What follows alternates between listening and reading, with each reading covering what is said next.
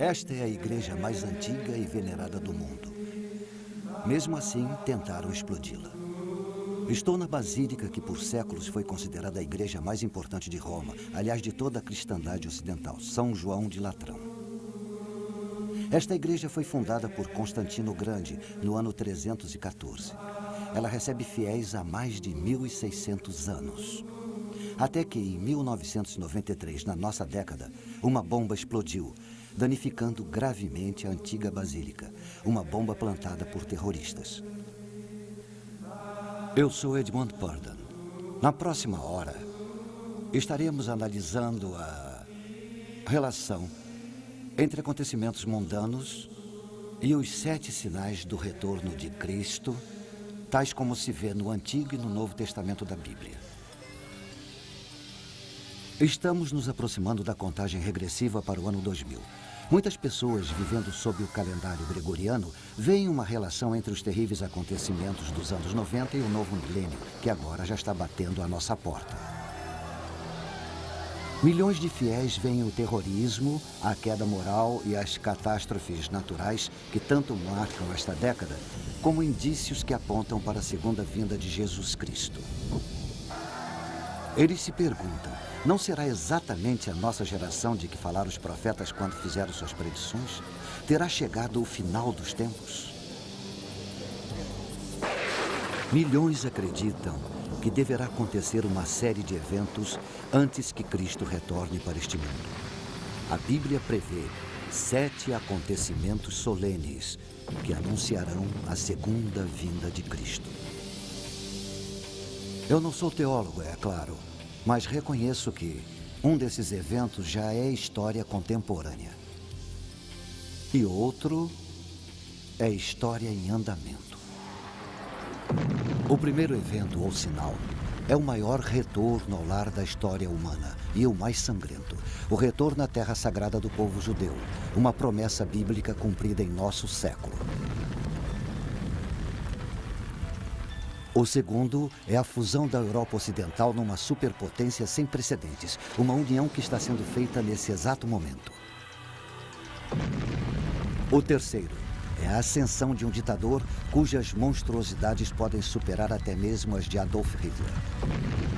O quarto é o predomínio mundial de uma nova religião, cuja divindade será Satanás, o anticristo e o falso profeta, a profana trindade. O quinto é a construção de um terceiro templo de Jerusalém, num local onde hoje existe um dos santuários mais sagrados do Islã. Um local que os muçulmanos prometeram proteger com o próprio sangue. O sexto é a invasão de Israel por exércitos cruéis do norte, que não serão derrotados por forças militares, mas pelo catastrófico poder da natureza de uma magnitude jamais vista. E, finalmente, a batalha mais sangrenta, a mais destrutiva jamais travada por seres humanos, o Armagedon. Mensagens espirituais para o próximo milênio. Os 7 sinais do retorno de Cristo. Distribuição Mundial Filmes.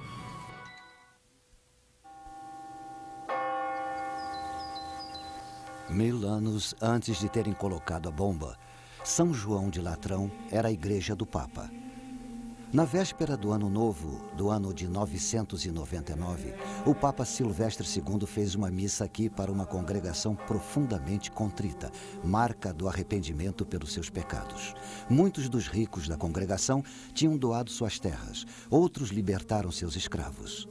Agora aguardavam temerosos que os sinos da igreja finalmente anunciassem um novo milênio e a segunda vinda de Jesus Cristo.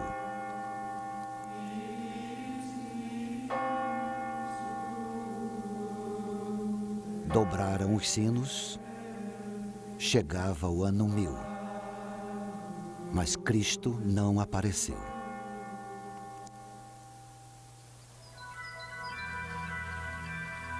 Sendo assim, o sol nasceu no primeiro dia do começo de um novo milênio.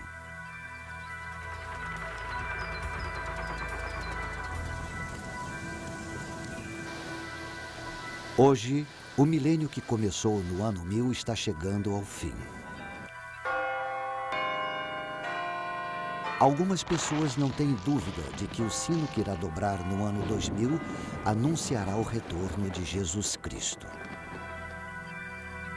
As pessoas procuram sinais, explicações para o aumento de tragédias nos anos 90, terremotos repentinos, vulcões lançando nas alturas jatos de lava incandescente e vapor, escuridão de dia, furacões terríveis e frequentes, assassinatos, terrorismo que nem o governo mais poderoso do mundo parece capaz de evitar, a carnificina da guerra e a ameaça da AIDS. Estará nosso planeta como um peão parando de girar? As pessoas querem respostas e procuram no estudo das auras, na propriedade dos cristais, no tarô, em mapas e mais mapas astrológicos. Os cristãos afirmam que não é preciso olhar para as estrelas. Eles sustentam que estão vendo sinais claros da volta iminente de Cristo, apesar de admitirem que não sabem exatamente quando isso vai acontecer. Eles não afirmam que conseguem ler a mente divina. Este livro, que está em todas as gavetas da maioria dos hotéis, foi traduzido para praticamente todas as línguas do mundo. Cerca de 25% de tudo que está escrito na Bíblia são profecias. Existem dezenas de profecias falando da vinda de Cristo para o nosso mundo. Mas existem centenas de promessas falando da segunda vinda de Cristo. Algumas profecias descrevem os tempos em que nós vivemos. Nação se voltará contra nação e reino contra reino.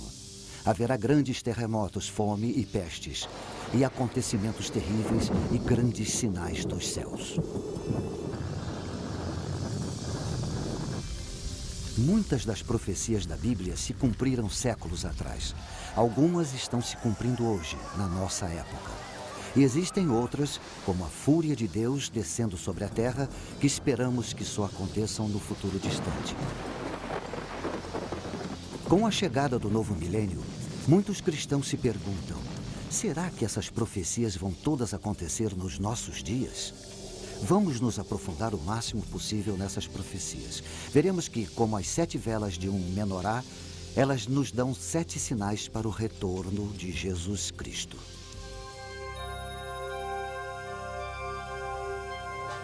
Vejamos o primeiro sinal, a devolução de Israel.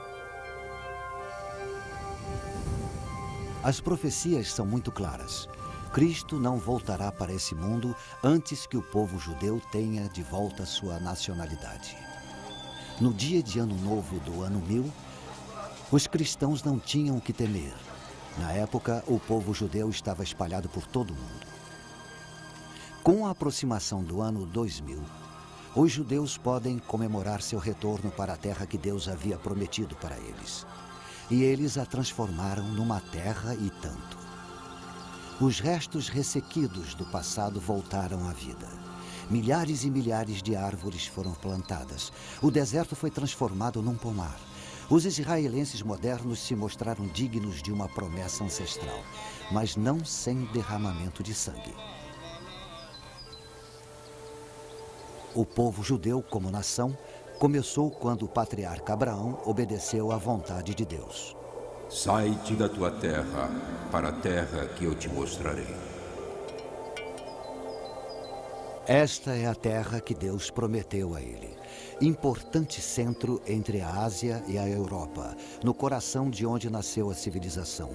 Uma terra de montes bucólicos e ricas praias salineiras.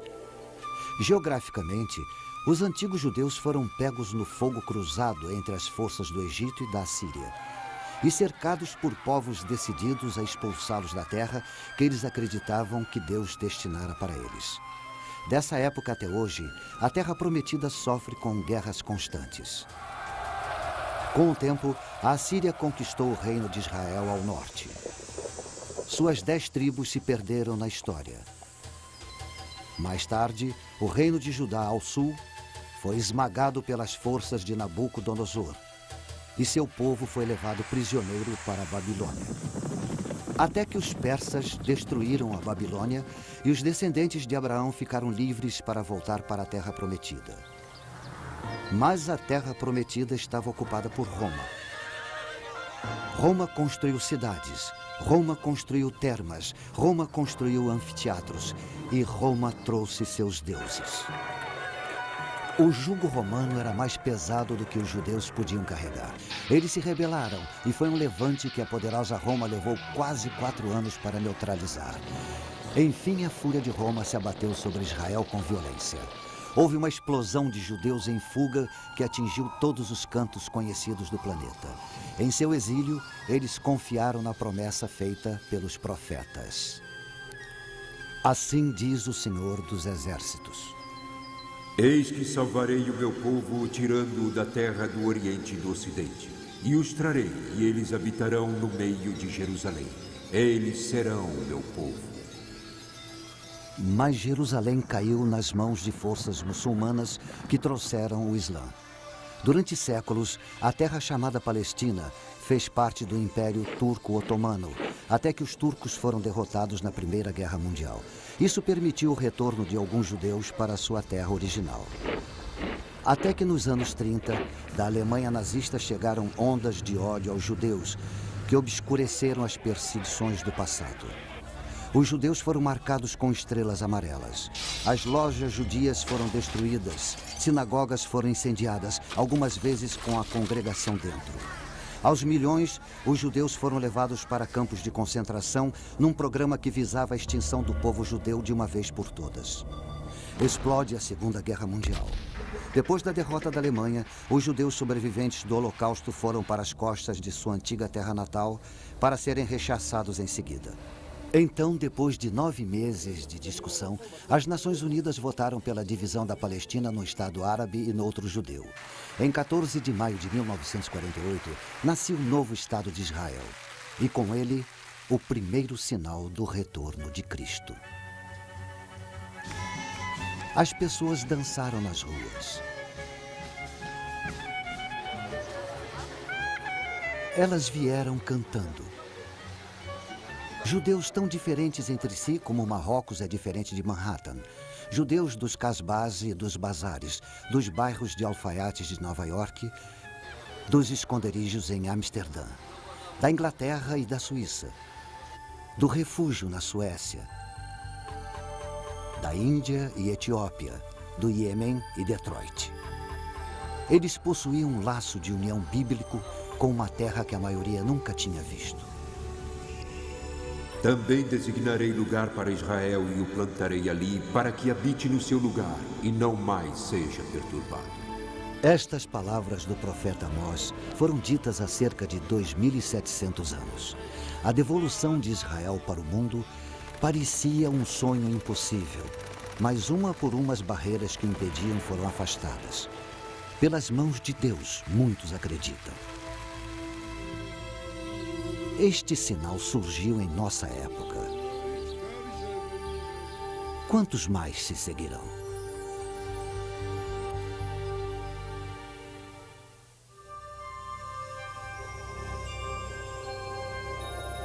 O segundo sinal, a Europa unida. Respondeu o rei: verdadeiramente o vosso Deus é Deus dos deuses, o Senhor dos reis e o revelador dos mistérios.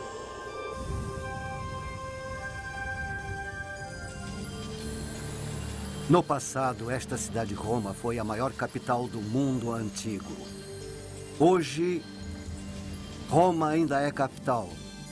Uma capital de um dos muitos países do oeste europeu que formaram uma confederação denominada UE, ou mais popularmente, União Europeia. A União Europeia é dinâmica. Ela alimenta o ideal de uma Europa unida, integrando os países membros econômica e politicamente. Ela prevê políticas comuns no comércio, na agricultura. Isso exige um sistema monetário europeu único para todos os países membros. Ela mantém um parlamento multinacional. Se a União Europeia decidir formar um exército comum europeu, ela emergirá como o Império Romano do século XXI. Incrivelmente, toda a operação da União Europeia foi prevista há cerca de 1.600 anos. Isso aconteceu na Babilônia, a lendária Babilônia dos Jardins Suspensos. O rei Nabucodonosor teve um terrível pesadelo e mandou chamar um visionário judeu chamado Daniel para que o acalmasse. Daniel disse para ele: Ó rei, subiram os teus pensamentos sobre o que viria no futuro. Ele continuou falando de uma enorme estátua de 4 metais de vários graus de dureza, referentes a grandes impérios do mundo antigo. A cabeça de ouro é a Babilônia. O peito e os braços de prata, o Império Persa. E o ventre e as coxas de bronze eram os conquistadores gregos. O triunfo de Roma sobre os outros é representado pelas pernas de ferro da estátua. Muito interessantes são os pés de ferro e barro. Os 10 dedos simbolizando 10 nações que cederão sua soberania a Roma. Daniel também teve uma visão do futuro. Foi tenebrosa. Ele viu 4 terríveis animais saindo de dentro do oceano. O primeiro, o leão alado da Babilônia. O segundo, um urso simbolizando o Império Persa. O terceiro, um leopardo simbolizando Alexandre o Grande e seu império. O quarto animal, o mais terrível de todos, Roma, que devoraria os outros 3. Ele tinha grandes dentes de ferro. Ele devorava e fazia em pedaços suas vítimas e tinha 10 chifres. O profeta continua e diz que só depois que este superpoder de Roma for destruído, Cristo voltará para a Terra e estabelecerá um domínio eterno que não passará. Mas a ideia de uma Roma imperial nunca morreu. Os fantasmas dos Césares continuaram assombrando as lideranças europeias. O Sacro Império Romano atingiu seu ápice durante a Renascença, com Carlos V. Napoleão desejou tanto o poder do Império Romano que se autoproclamou imperador. Roma chegou viva ao século XX com Tsar Nicolau e o Kaiser Wilhelm. Os títulos Tsar e Kaiser vêm de César. Benito Mussolini considerou-se durante os 21 anos de ditadura na Itália um César. Com grande entusiasmo, as pessoas o saudavam como Il Duce, Duce, que significa nosso líder, nosso líder. Ele devolveu o antigo nome romano para o Mediterrâneo, Mare Nostrum, nosso mar. O símbolo de seu governo de ferro foram os fasces, um feixe de varas exibido na Roma antiga como símbolo da autoridade. Enquanto governou, ele foi uma prova solene de que, mesmo no século XX, o espectro da Roma imperial nunca chegou a morrer. Hoje, as bandeiras da União Europeia flamulam por cima de muitos dos antigos territórios imperiais. Os Estados Unidos da Europa. Este era o sonho pós-guerra de Winston Churchill e de Konrad Adenauer, o primeiro chanceler alemão depois da rendição nazista. Para esse fim, em 1958, os líderes europeus se reuniram no Monte Capitolino e fundaram o Mercado Comum Europeu, que se desenvolveu até tornar-se a União Europeia que conhecemos hoje. Se a União Europeia for de fato a coalizão de 10 países prevista pelo profeta Daniel, ela irá se tornar uma superpotência política. Industrialmente, ela será uma das potências mais produtivas da Terra. Ela vai sustentar um gigantesco exército multinacional com as armas mais avançadas. E diz o profeta, vai impor um único credo, um jugo religioso a todos dentro de sua esfera. Quem será o senhor dessa superpotência política, esse gigante econômico, esse colosso militar?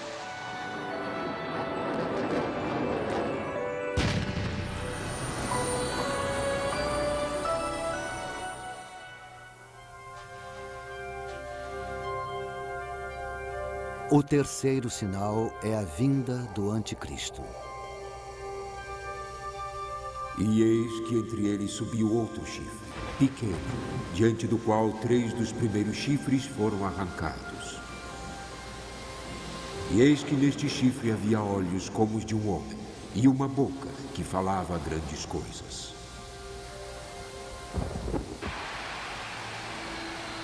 O profeta Daniel previu a ascensão de um ditador de uma confederação de 10 países com quartel-general em Roma. Ele vai se posicionar contra Cristo nos últimos dias antes da segunda vinda. Ele previu um homem que arranca todos que se opõem a ele em sua ascensão até o poder absoluto. Seus olhos, os olhos de um homem, demonstram aguda inteligência. E sua boca, que fala grandes coisas, prediz um orador de grande autoridade. Um orador carismático que hipnotiza a massa de seguidores. Para ele, as pessoas entregam tudo: sua vontade, sua lealdade, seu amor, sua liberdade, sua própria alma. Estão convencidas de que ele é o Salvador. Num mundo de guerras sangrentas, ele acena com a paz. Num mundo tomado pelo terrorismo, ele estabelece a ordem. Ele estabiliza economias abaladas. Ele unifica seus seguidores numa nova ordem mundial. Nesse mundo de sofrimento, o nosso mundo, parecerá que é um enviado dos céus. Nada estaria mais distante da realidade. Ele é o anticristo enviado de Satanás. Soberano de rosto duro. Senhor da intriga, que irá ter sucesso em tudo que fizer. Se a profecia estiver certa, é possível que o anticristo já se encontre entre nós. Temos várias razões para acreditar que será europeu. Eu ou você já podemos ter esbarrado nele na rua de alguma cidade. Ou ter sentado ao lado dele num avião. Ou sentado no mesmo banco de praça em Paris. Para milhões de cristãos, ele é o inimigo. Em sua luta pelo poder, ele vai acumular cada vez maior apoio popular. E por que não? Para as multidões profanas do Ocidente que estão cansadas das guerras seguidas e intermináveis. De rivalidades entre grupos e massacres. Cansados de limpezas étnicas, da chaga das drogas, do crescente terrorismo, cansados da aparente falta de sentido da vida. Toda uma geração de jovens vai ver nele um ideal de vida, pela disciplina. Ansiosos por viverem pelo ideal dele e morrerem por esse ideal. Os fiéis têm certeza de que ele vai conquistar o poder absoluto sobre todos os homens, mulheres e crianças dentro da confederação de 10 países, do início até o fim. Ele vai decidir quem deve nascer e quem deverá ser abortado. Em quem se deve investir e quem deve ser bucha de canhão. Porque sua insinuante plataforma de paz um dia irá se tornar um trampolim para a guerra. Ele vai decidir quem dentre os velhos deverá ser eliminado depois de não ser mais útil. E não vai tolerar discordância nem discussão. Para compreender toda a sedução e o enorme poder do anticristo, podemos nos voltar para o passado, para a triste primeira metade do século XX.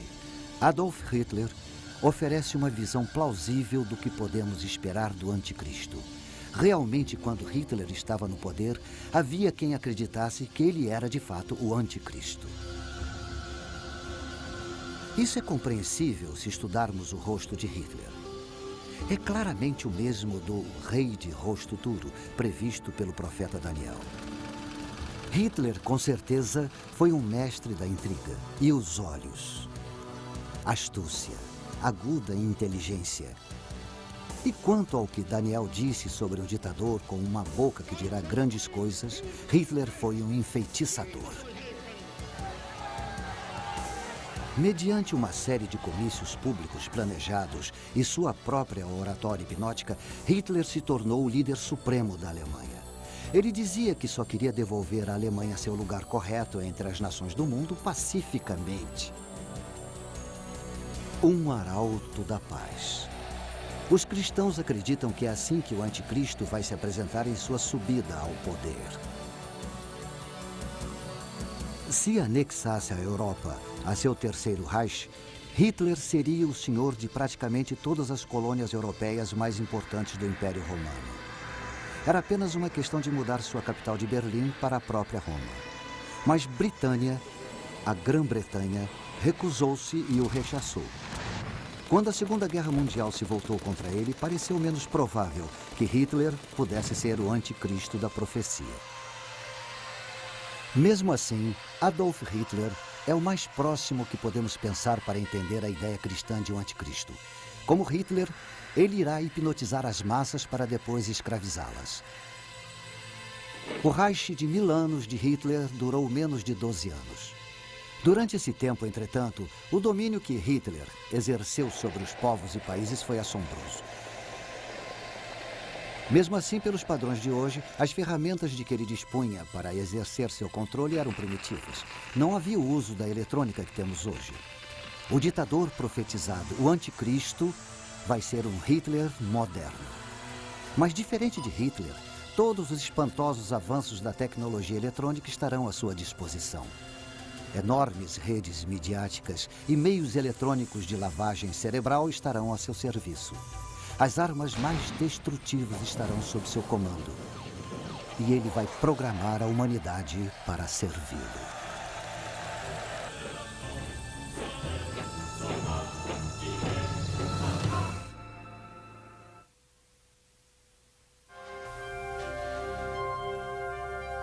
O quarto sinal. Uma nova religião mundial.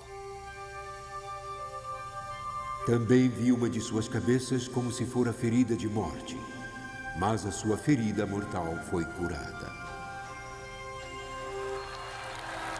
As últimas décadas desse milênio já assistiram a um sem número de assassinos e quase assassinos de chefes de Estado. O atentado contra a vida do presidente Ronald Reagan. O presidente foi ferido e sobreviveu, mas tentativas em outros líderes foram bem-sucedidas. O premier egípcio Anwar al-Sadat, Indira Gandhi, primeira-ministra da República da Índia, Yitzhak Rabin, de Israel. Os cristãos se assombram com o assassinato do anticristo, descrito no último livro da Bíblia, o das Revelações ou o Apocalipse. Ele será ferido, é o que a profecia nos diz, mortalmente ferido. Depois, como por milagre, ficará curado. De certo modo, ele vence a morte. Talvez em descarada zombaria, a morte e ressurreição de Jesus Cristo. As Escrituras nos dizem: toda a terra se maravilhou, seguindo a besta. Então, esse ditador, o anticristo, irá se autoproclamar um Deus na terra. O mundo já assistiu a algo semelhante. Nós nos lembramos de julho de 1944. Vários oficiais de alta patente do exército alemão conspiraram para matar Hitler com uma bomba escondida, uma bomba potente. Milagrosamente, Hitler sofreu apenas ferimentos leves. Para seus fiéis seguidores, Hitler não tinha apenas frustrado a traição. Ele tinha desafiado sobrenaturalmente a morte. Mais uma vez analisamos o ditador demoníaco para entender melhor o anticristo que virá. Enquanto o mundo estava sob seu controle, Hitler trabalhou para tirar Deus de seu trono. Heil Hitler substituiu Vá com Deus nas saudações. Nós vivemos por Hitler. Nós morremos por Hitler. Nosso Hitler, nosso Senhor, que impera no admirável mundo novo.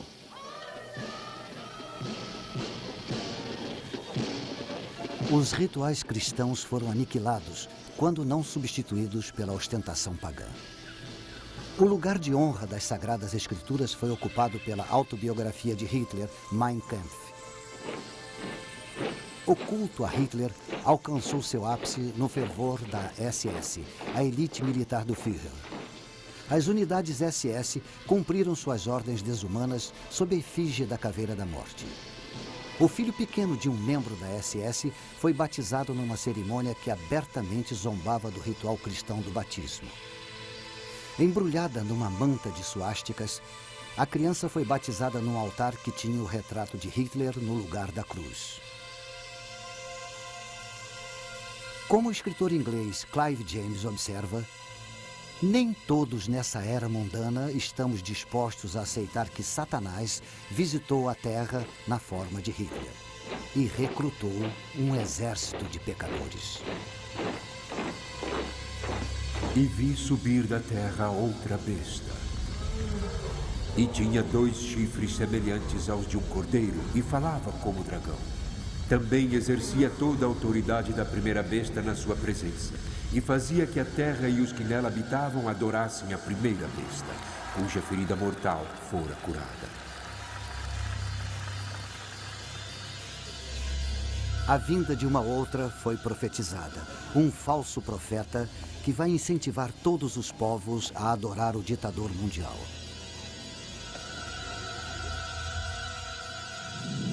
A Bíblia nos diz que ele vai fazer o fogo descer do céu. Mesmo assim, ele não fará de si mesmo objeto de adoração. Em vez disso, irá dirigir a adoração do povo para o ditador, o anticristo. Ele fará as mentiras do anticristo parecerem verdade. E assim, esse ditador, economicamente e militarmente o mais poderoso que o mundo jamais conheceu, irá se considerar divino. Ele vai tentar imitar os milagres terrenos do Cristo. Se Jesus devolveu a visão aos cegos, ele vai empregar talvez tratamentos médicos ainda desconhecidos para a cegueira.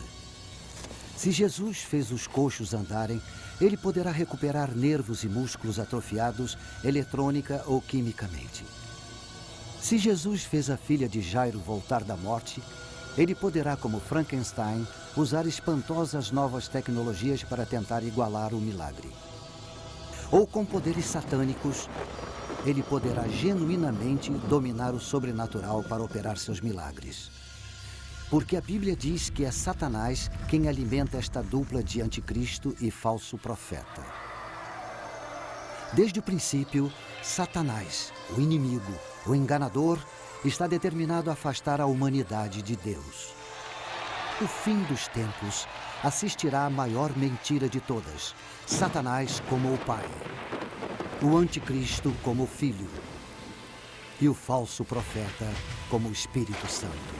A adoração do homem pela profana Trindade. O mundo poderá festejar tal reviravolta. Nosso mundo ocidental está tomado pela desorientação espiritual. Pequenos profetas surgem em toda parte. Muitos buscadores da verdade são atraídos para as fileiras de cultos bizarros.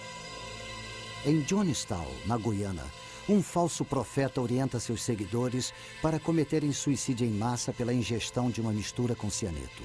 800 homens, mulheres e crianças caminham para a própria morte. Em seguida, um falso messias provoca a morte de famílias inteiras no Texas. Na Suíça e no Canadá, mais de 50 membros da Ordem do Templo Solar, trajados em vestes cerimoniais, ou tiram suas próprias vidas ou são assassinados por seus companheiros de culto. Os seguidores de outro falso profeta, uma autoproclamada reencarnação de Cristo e Buda, soltam um gás letal no metrô de Tóquio na hora do rush. Milhares de trabalhadores são hospitalizados, alguns morrem. Violência oriunda do fervor religioso. De fato, a adoração da profana Trindade pode não estar longe.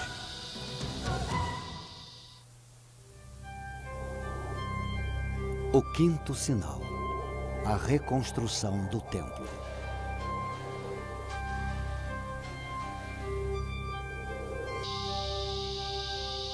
Foi-me dada uma cana semelhante a uma vara, e foi-me dito: levanta-te, mede o santuário de Deus e o altar e os que nele adoram.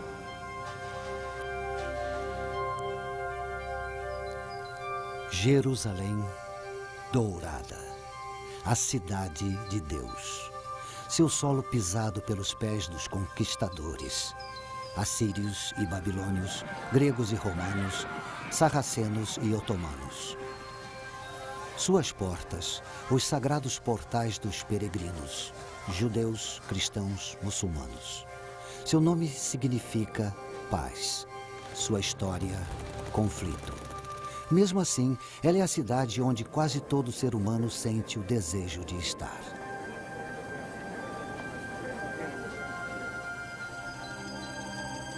Este é o portão dourado de Jerusalém, silencioso perante a estrondosa profecia.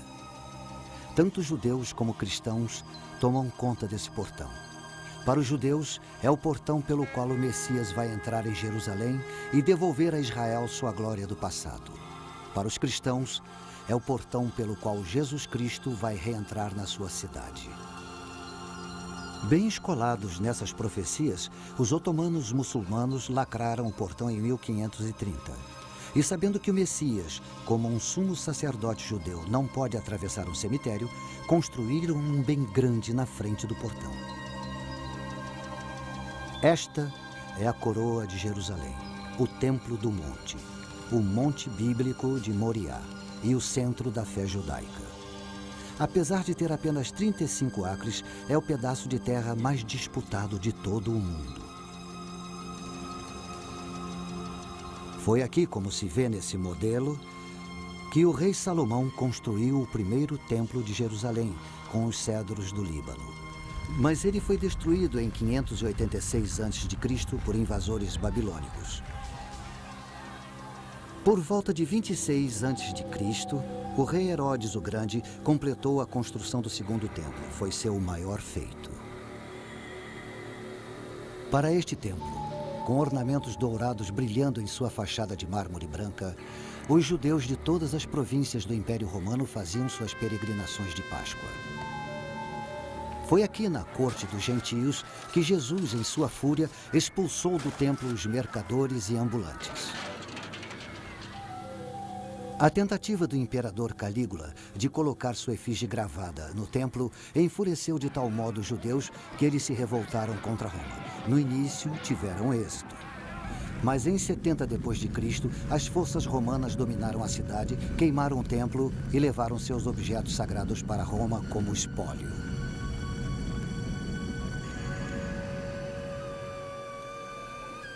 Tudo o que resta hoje dos templos de Jerusalém é uma parede de sustentação feita de pedras enormes de 15 metros de altura chamada Ha-Kotel, ou Muro das Lamentações.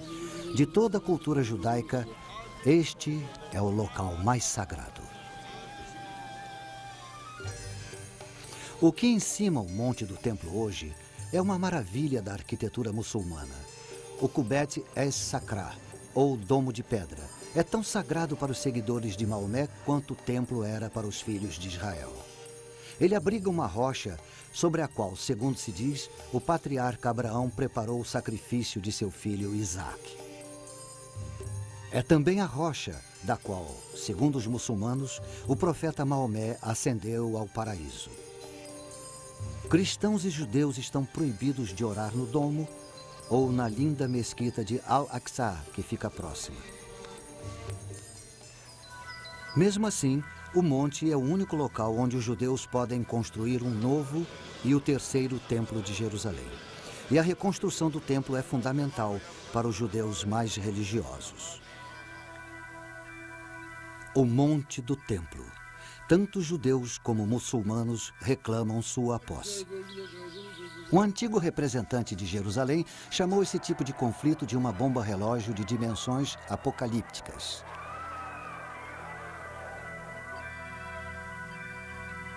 Por volta de 691 d.C., os muçulmanos terminaram de construir o Domo de Rocha. Ele está sobre o monte do templo há 1.300 anos. Não estão dispostos a tirá-lo para dar lugar a um terceiro e definitivo templo judeu. Muitos judeus rezam por um milagre. O templo virá do alto, eles dizem. Mas existem fanáticos tramando tomar o templo à força. Um militante do templo, ex-soldado do exército israelense, atraiu milhares de seguidores. Nossa ideia, ele explica, é mudar a mesquita, mudar o domo de rocha para ser reconstruído em Meca. Um grupo conhecido como Instituto do Templo já está se preparando para um novo sacerdócio judeu. Objetos rituais para sacrifício estão sendo feitos. Vestes rituais sendo confeccionadas. À sombra do Muro das Lamentações, há escolas do Talmud, onde estudantes ávidos são preparados para realizar os antigos rituais dos sacerdotes judeus. Um modelo em escala do Terceiro Templo já foi até construído. Mas os muçulmanos não abrem mão do Monte do Templo. Em 1990, irrompeu um tumulto quando um grupo de judeus tentou fincar a pedra angular do novo templo. Cristãos acreditam que Jesus Cristo não vai voltar para esse mundo até que o terceiro templo de Jerusalém esteja pronto. Como isso é possível com esta situação explosiva entre muçulmanos e judeus? E deu-se-lhe autoridade sobre toda a tribo, povo, língua e nação. O ditador dos 10 países irá intervir. Chegando como pacificador, ele irá enganar até o eleito. De uma vez por todas, ele irá apaziguar o conflito sobre o Monte do Templo. Não haverá mais discussão. O templo será reconstruído. E os filhos de Israel irão regozijar-se. Ele fez mais que resolver um conflito, eles dirão. Ele cumpriu o pacto que o Senhor Deus fez com Abraão. Mas o festejado ditador tem outros pactos a cumprir. Ele fará um acordo pelo qual irá devolver a Palestina para os israelitas. Este pacto marca o início de um período de 7 anos de tribulação, que só vai terminar com a segunda vinda do Cristo. Ele lhes dizia que fizessem uma imagem à besta que recebera a ferida da espada e vivia. Agora, o falso profeta, fonte oculta do poder, entronizará o ditador anticristo no novo templo de Jerusalém. E os que habitam sobre a terra irão adorar a besta, cujos nomes não estão escritos no livro da vida. A imagem dele será adorada, venerada, cultuada. Todos que se recusarem serão mortos. Os israelitas traídos reagirão como seus ancestrais fizeram quando o imperador Calígula tentou pôr sua imagem no templo deles. Vão se revoltar e lutar. E o ditador os fustiga com tal massacre que irá ofuscar o holocausto de Hitler.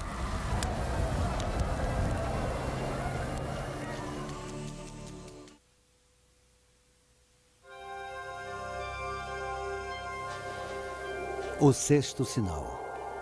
Uma invasão de Israel pelo norte. Virás do teu lugar no extremo norte, tu e muitos povos contigo, e subirás contra o meu povo Israel como uma nuvem para cobrir a terra. Com os acontecimentos se precipitando nesta última década do século, o aparentemente indestrutível Muro de Berlim ruiu fragorosamente. A poderosa União Soviética se desintegrou. O mundo tremeu com as consequências. A profecia bíblica lança alguma luz sobre o que isso pode significar no novo milênio. Apesar da falsa bondade do ditador, a nação de Israel continua próspera e segura em seu pacto com os Estados Federativos da Europa. Mas as nações árabes, frustradas, se apressam em conseguir aliados. Estudiosos das profecias bíblicas tendem a acreditar que um país do norte irá lutar com eles. Veio a minha palavra do Senhor dizendo: Filho do homem, dirige o teu rosto para Gog, terra de Magog, príncipe e chefe de Meseque e Tubal, Pérsia, Cuxi e os de Put com eles, e Gomer e todas as suas tropas. O profeta Ezequiel prevê uma nova coalizão. As nações da Pérsia e Etiópia, Put e Gomer, sob a liderança de Gog de Magog, para combater os estados federativos da Europa. Exegetas bíblicos discutem muito os nomes nessa profecia. Existe unanimidade sobre alguns e discordância em outros. Gog significa governante do fim dos tempos. E Magog, país que é tanto poderoso quanto aterrorizante. Alguns veem Moscou na palavra Mesek, outros discordam. Antes dos acontecimentos de 1989, era fácil pensar que a União Soviética de ateus seria o Gog de Magog das Escrituras. Com o fim da União Soviética, as opiniões foram repensadas e as antigas forças se agitam. A reunião é possível. Estudiosos têm certeza que a invasão virá do norte. Há milhares de anos, a terra de Israel sempre foi invadida pelo norte. Apesar de norte não ser necessariamente onde fica o país de cada exército invasor. A identidade dos estados membros dessa coalizão é muito clara. Pérsia, o atual Irã, é um deles. A Etiópia, que já foi aliada da antiga União Soviética, é outro. Put é o nome bíblico para o que hoje se chama Líbia. Somente o país chamado Gomer é controverso. Durante décadas, acreditou-se que Gomer era a Alemanha Oriental comunista. Agora que a Alemanha Oriental e Ocidental se uniram, há dúvidas. Significativamente, os nomes dos estados recuam até o primeiro livro da Bíblia, até Jafé, o filho de Noé. Depois do grande dilúvio, os filhos de Jafé foram para o norte, para a terra de Rosh. Rosh se parece com Rússia. Mas como alguns sábios prudentemente nos lembram, o nome Rússia, derivado do varego Rush, que fundaram o reino de Kiev, não existia até o advento do século IX d.C. Não está claro por que os estados federativos da Europa não repelem o Gog de Magog e sua coalizão. O que está claro é que, enquanto Israel dorme na segurança de seu novo pacto, Gog e seus aliados atacam como uma nuvem para cobrir a terra.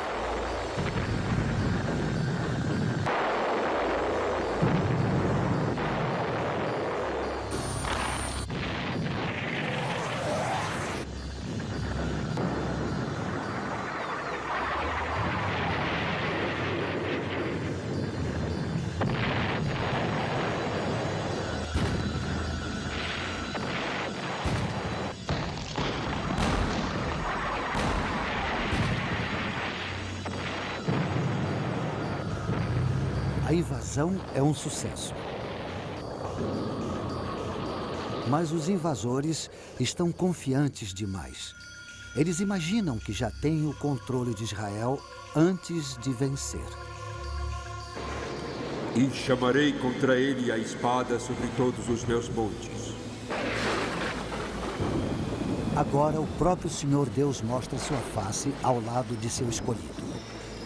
Os peixes do mar, as aves do céu, os animais do campo, e todos os répteis que se arrastam sobre a terra, e todos os homens sobre a face da terra, tremerão diante da minha face.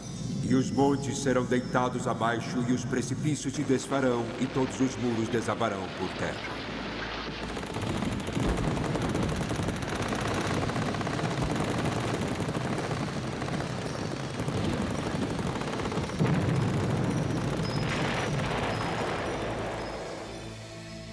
Gog e sua coalizão são destruídos.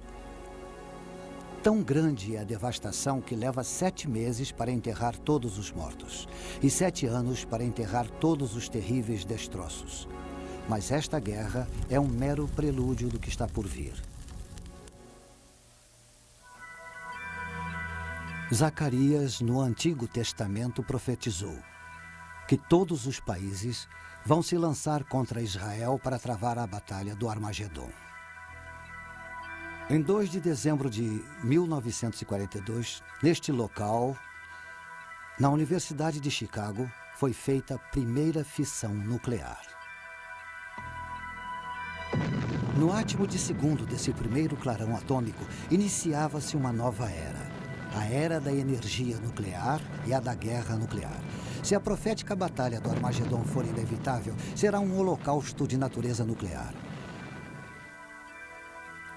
Se isso vier a acontecer, pode-se dizer que a batalha teve sua origem neste local, onde está hoje a escultura comemorativa de Henry Moore.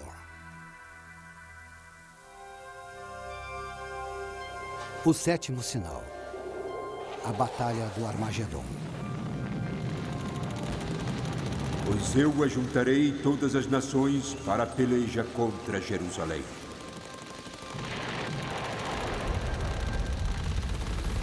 Zacarias, do Antigo Testamento, profetizou que todos os países vão lutar contra a terra de Israel para realizar a batalha.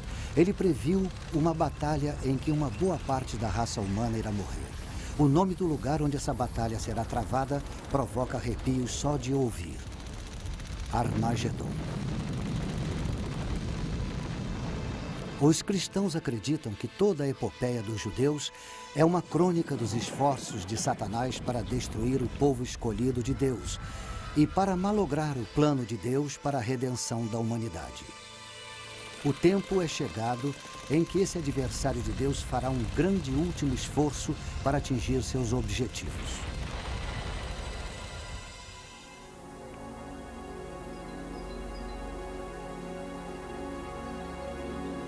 Megido está tranquila agora.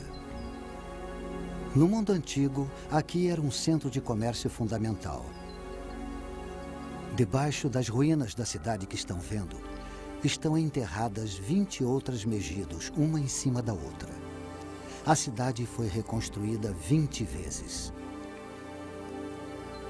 O Vale de Megido se estende do Mediterrâneo até o norte de Israel. Quando Napoleão veio aqui, sua análise militar foi que, na planície de Megido, a natureza tinha criado seu maior campo de batalha. Nós conhecemos Megido melhor por seu outro nome, Armagedon. No interior dos gabinetes do ditador dos Estados Federativos da Europa e de seu falso profeta, o adversário de Deus alicia os inimigos do mundo para lutarem nesse amplo vale. Será a última batalha que o ser humano jamais irá travar. Eles virão de todos os cantos do mundo. Mais exércitos virão descendo do norte. Outros exércitos invadirão pelo sul. Chefiados pelo Deus da guerra, o único Deus que o anticristo irá reconhecer além de si mesmo, os Estados Federativos da Europa despacharão suas tropas de elite pelo ocidente, tropas com armas superiores. Mas um exército em número incrivelmente superior vem vindo do oriente, a leste do Eufrates. Como a profecia diz que o exército terá 200 milhões de homens, é de se suspeitar de uma coalizão das nações asiáticas encabeçada pela China. Do norte, sul, leste e oeste eles vêm, e o confronto é aqui.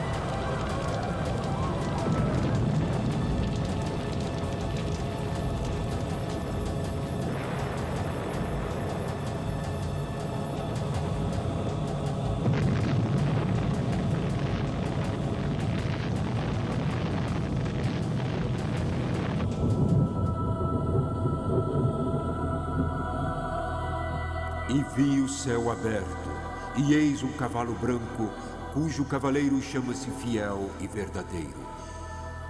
No manto sobre a sua coxa tem escrito o nome: Rei dos Reis e Senhor dos Senhores.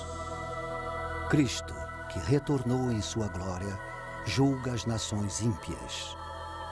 De sua cidade sagrada, Jerusalém, ele irá reinar triunfante e seu reino será eterno. A profana trindade está esmagada. Satanás foi banido para sempre. Os redimidos da humanidade vivem no êxtase do reino soberano de Deus sobre o universo.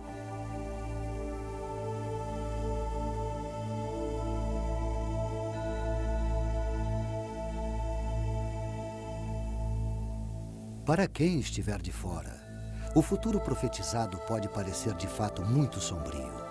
Os fiéis tentam ver além do caos a vinda de Cristo. Eles dizem que a mensagem da profecia não é temível, é cheia de esperança. E eles se confortam no conselho dado por Jesus quando previu esses acontecimentos. Quando estas coisas acontecerem, exultai e levantai vossas cabeças. Eis que cedo venho e está comigo a minha recompensa, para retribuir a cada um segundo a sua obra.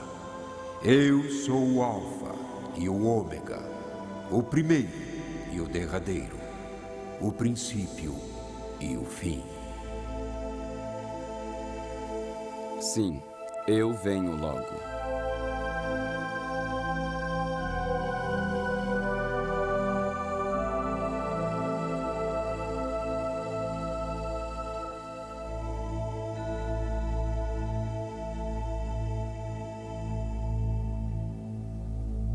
Versão brasileira Audio News.